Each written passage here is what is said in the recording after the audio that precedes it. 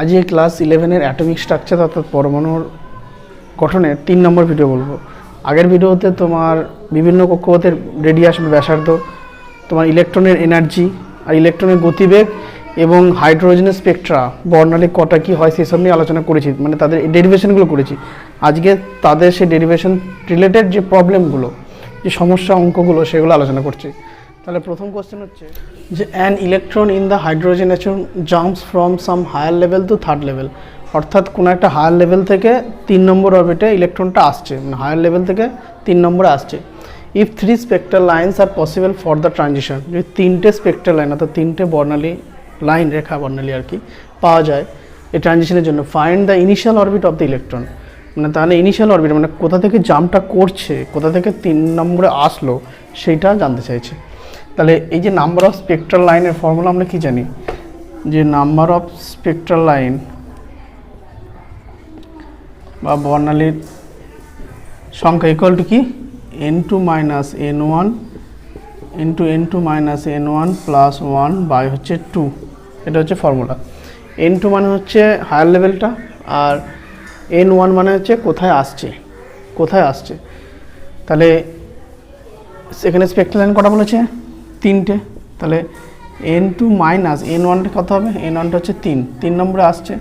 তাহলে তারপর আবার n2 মাইনাস 3 প্লাস 1 বাই হচ্ছে 2, বা এটা 6 ইকুয়াল কত হচ্ছে n2 মাইনাস 3, আর এটা হচ্ছে n2 মাইনাস হচ্ছে 2, বা কি হচ্ছে n2 স্কোয়ার মাইনাস হচ্ছে 5 n2 তোমার হচ্ছে প্লাস 6 ইকুয়াল টু 6, বা n2 square minus 5 n2 equal to 0।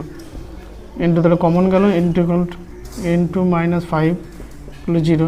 এবার n2 ইকুয়াল টু 0 এটা তো নট পসিবল, এটা তো সম্ভব নয়।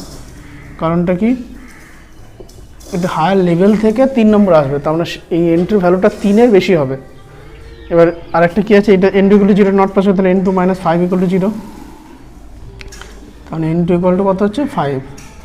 তাহলে 5 নম্বর লেভেল থেকে ইলেকট্রনটা 3 নম্বরে জাম্প করবে। তাহলে কোন find the initial orbit of the electron, initial orbit কী হবে 5, ইনিশিয়াল অরবিট হচ্ছে কত 5। এটা দেখো অঙ্কটা, তাহলে এটা অ্যান্সার হলো 5।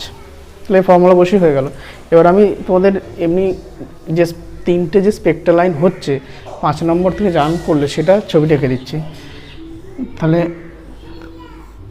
এটা হচ্ছে 3 নম্বর বলছি, 4 নম্বর, 5 নম্বর। এখানে 3 নম্বরে আসছে, আর এখানে কত থেকে আসছে 5 থেকে আসছে। দেখো 5 থেকে হলে হয়তো মনে হবে যে 5 থেকে তো 3-এ চলে এলো, তাহলে তো একটাই লাইন হলো, 3টে লাইন কোথা থেকে আসছে। তাহলে 5 থেকে 3-এ এরকম 5 থেকে 3-এ ডাইরেক্ট আসতে পারে, আবার কেমন আসতে পারে 5 থেকে 4-এ আসতে পারে, আবার 4 থেকে 3-এ আসতে পারে। মানে 5 থেকে 3-এ আসছে, এটা মনে হতে পারে যে 5 থেকে 3-এ আসছে একটাই লাইন হলো, কিন্তু দু রকমভাবে আসতে পারে। 5 থেকে 3-এ একরকম আসতে পারে, আর একটা কি 5 থেকে 4-এ এসে 4 থেকে 3-এ আসতে পারে। টোটাল লাইন কত হলো, 1, 2, 3টে, তাহলে 3টে স্পেকট্রাল লাইন। তার মানে ঠিক আছে যে the highest excited state that an excited hydrogen atom can reach when an electron are bombarded with 12.08 electron volt photon. মানে একটা ইলেকট্রনকে 12.08 এনার্জি দিয়ে এক্সাইটেড করা হলো, দিয়ে এক্সাইটেড করা হলে হাইড্রোজেন অ্যাটমের ক্ষেত্রে বলছি সেটা কোন স্টেটে যাবে। তাহলে আমরা কি জানি যে ইলেকট্রন একটা রোটেট করলে, মানে প্রথম কক্ষ বলে হাইড্রোজেনের ক্ষেত্রে এনার্জি কত হয়, E1 ইকুয়াল টু কত মাইনাস 13.6 EV। এবার এখানে এনার্জি দেওয়া হচ্ছে তোমার 12.08 EV। তাহলে যে এক্সাইটেড স্টেট অর্থাৎ n নম্বর কক্ষে যাচ্ছে তার এনার্জি কত হবে, মাইনাস 13.6 প্লাস 12.08, মানে হচ্ছে মাইনাস 1.51 EV। এবার n-তম কক্ষপথের এনার্জির সাথে প্রথম কক্ষপথের এনার্জির রিলেশন আছে En equal to U1 by n square hydrogen অ্যাটমের ক্ষেত্রে। তাহলে En স্কোয়ার মানে কত হচ্ছে U1 বাই En। তাহলে E1 মানে হচ্ছে মাইনাস 13.6, আর এটা হচ্ছে মাইনাস 1.51। তাহলে n স্কোয়ার সমান কত হচ্ছে, বা n স্কোয়ার ইকুয়াল টু কত হচ্ছে তোমার 9 মতো হচ্ছে। তাহলে n ইকুয়াল টু কত 3। তাহলে ইলেকট্রনকে এত এনার্জি দিলে ওটা 3 নম্বর কক্ষপথে যাবে, তাহলে n ইকুয়াল টু কত হবে 3 হবে।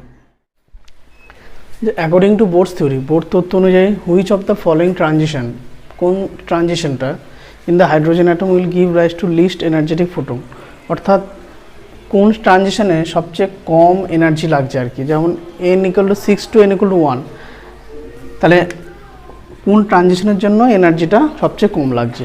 এবার দেখো আমি আগের ভিডিওতে কি বলেছি, যত কক্ষ সংখ্যা বাড়ছে এনার্জি বাড়ছে কথাটা ঠিক, কিন্তু সেই বৃদ্ধিটা কম পরিমাণে বাড়ছে।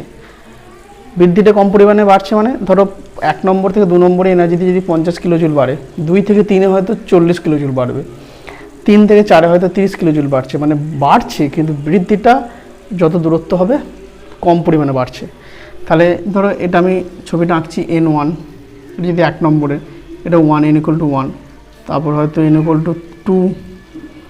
এবার এই যে গ্যাপটা আছে এই গ্যাপটা কিন্তু এইখানে একটু কমবে, এটা হচ্ছে ধরো 3, এটা 6 নম্বর লাস্ট আছে, 6 নম্বর পর্যন্ত আঁকবো, 2, তাহলে n=3, তাহলে n=4,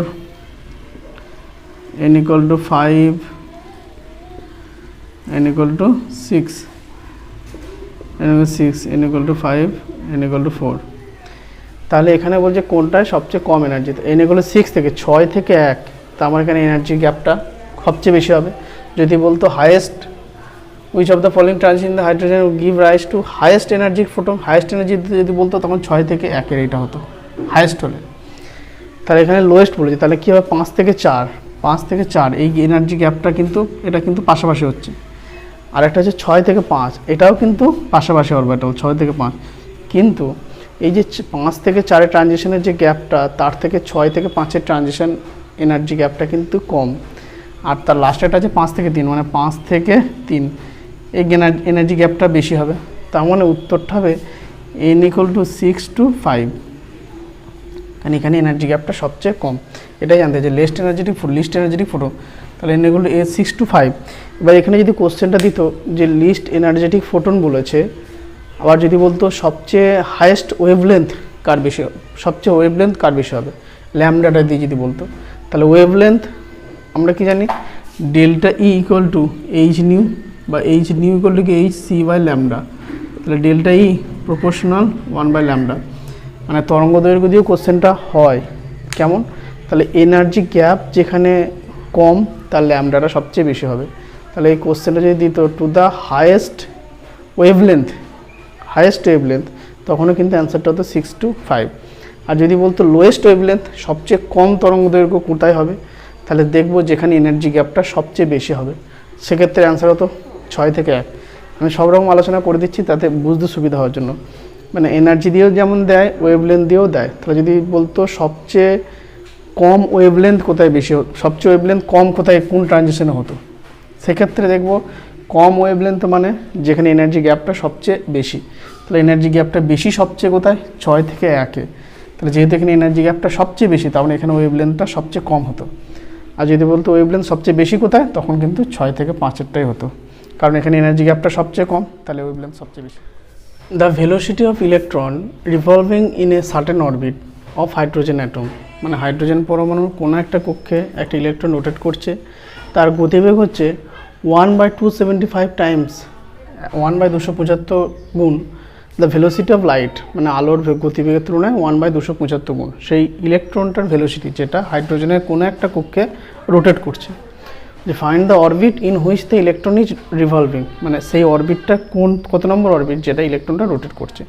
এবার তাহলে এটা করতে হলে কি, তোমার ইলেকট্রন যে রোটেট করে অরবিটে সেই তার ভেলোসিটির ফর্মুলাটা কি, ভেলোসিটির ফর্মুলা হচ্ছে vn = 2πz²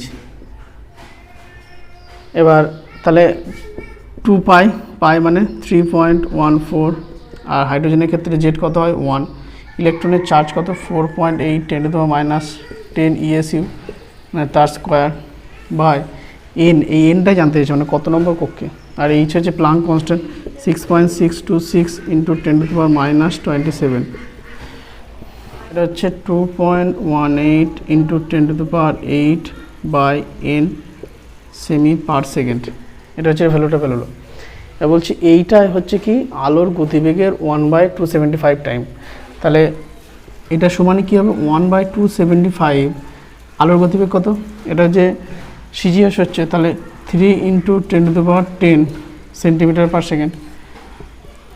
আলোর গতিবেগ হচ্ছে 3 × 10⁻10 সেন্টিমিটার পার সেকেন্ড। এটার 1/275 টাইমস 10⁸ × 275 বাই এর নিচে হলো 3 × 10⁻10 n = 2 n = 2। তাই ইলেকট্রনটা রোটেট করছে 2 নম্বর অরবিটে। তাহলে প্রথমে কি ভেলোসিটি তোমার এক্সপ্রেশনটা জানতে হবে। ভেলোসিটি এক্সপ্রেশন হলো, এবার এই ভ্যালুটা বের হলো। এবার এই ভ্যালুটা হচ্ছে লাইটের ভেলোসিটির 1/275 গুণ। লাইটের ভেলোসিটিটা জানি 1/275 দিয়ে এনের ভ্যালুটা শুধু 12 হয়ে গেল। তাহলে এনটা কত নম্বর অরবিট হচ্ছে ইলেকট্রনটা রোটেট করছে, 2 নম্বর অরবিটে ইলেকট্রনটা ঘুরছে। হাইড্রোজেন পরমাণুর প্রথম কক্ষের ব্যাসার্ধ হচ্ছে m সেমি বলেছে। তাহলে R1 অফ হাইড্রোজেন কত? m semi. তাহলে Li2+ এর তৃতীয় কক্ষের ব্যাসার্ধ কত? এবার যে কোনো কক্ষে হাইড্রোজেনের সাথে অন্য পরমাণুর যদি তুলনাও দেয়, রেডিয়াসের ফর্মুলা কি? Rn, মানে যে কক্ষটা বলবে n নম্বর কক্ষের ব্যাসার্ধ। Rn = কি? R1 × n² z। R1 = R1 × n² z। তাহলে হাইড্রোজেন পরমাণু এটা 3 নম্বর কক্ষের ব্যাসার্ধ জানতে চেয়েছে R3। R1টা হাইড্রোজেনের R1টা কত আছে? m বলা আছে, n² মানে 3 নম্বরের, তাহলে 3a²। এবার z মানে হচ্ছে ওই মৌলটার প্রোটন সংখ্যা। তাহলে লিথিয়ামের প্রোটন সংখ্যা কত হয়? Hydrogen, helium, lithium 3। তার মানে কত হচ্ছে? m × 3a² মানে 3। তাহলে 3 নম্বর কক্ষপথের ব্যাসার্ধ কত হচ্ছে? 3m। 3m হচ্ছে 3 নম্বর কক্ষপথের ব্যাসার্ধ। আজকে কী আলোচনা করলাম? আজকে আলোচনা করলাম তোমার হচ্ছে ইলেকট্রনের শক্তি, তোমার ইলেকট্রনের গতিবেগ, পরমাণুর কক্ষের ব্যাসার্ধ, আর হচ্ছে কটা কি বর্ণালী পাওয়া যায়, মানে স্পেকট্রাম কটা পাওয়া যায়। যদি ভিডিওটি ভালো লেগে থাকে অবশ্যই যাদের প্রয়োজন তাদের কাছে শেয়ার করবে এবং চ্যানেলটিকে সাবস্ক্রাইব করবে। Thank you.